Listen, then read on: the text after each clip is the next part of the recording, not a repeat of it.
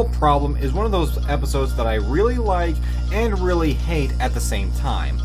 Okay, it's not really that bad, but there are things that I don't really agree with. Twilight is surprised that the map is summoning Starlight Glimmer to Canterlot to solve a friendship problem. No, seriously, that's how it starts.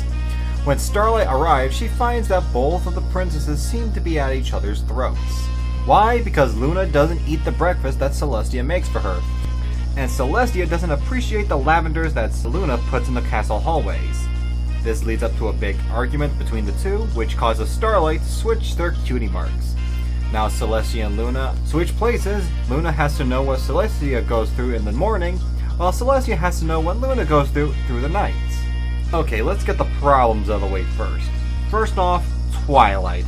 Oh my god, what have they done to you?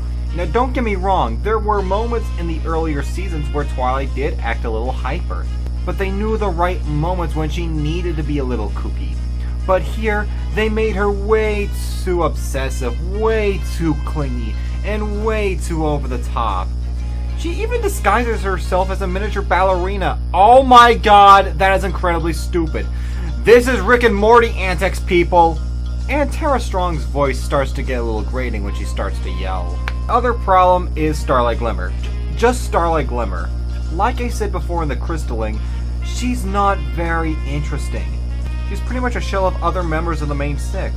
Well, the episode tries to make the excuse that Starlight is the ideal choice because she always thinks with her guts, but I'm not sure. I think Applejack or Fluttershy kind of fit that better.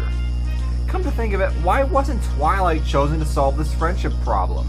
She's already on equal ground with the princesses, and has to agree with her old mentor might be an interesting challenge. She also helped Luna on several occasions. But her name is Twilight Sparkle. Pretty much between day and night. It would have made artistic sense. My guess is that Twilight was originally going to be the focus, but someone in Hasbro told them to change it to Starlight because they wanted to sell more toys. I wouldn't be surprised if that was the case. There's also this out-of-nowhere climax where Starlight has a dream where Nightmare Moon returns and she fights this evil Celestia called Daybreaker, whom keeps bragging if Luna can turn into Nightmare Moon, then Celestia can turn into her. Oh, what are you doing? This is not the story we started out with. Oh, and that Nightmare Moon returning thing is really getting old. I mean, it was cool the first time, but this is now the fourth time they've done this. Talk about the good stuff. I mean, there's a few.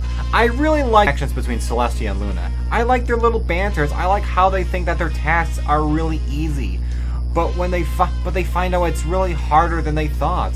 Not only does this lead to some very funny moments, but it also shows how one little slip-up can cause bigger problems that they didn't intend.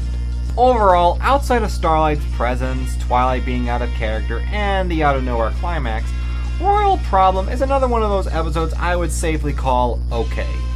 If you want to see an episode with the Royal Sisters and their daily life, this is worth a look. But if the same things that bother me really bother you, I'd say it's worth one viewing.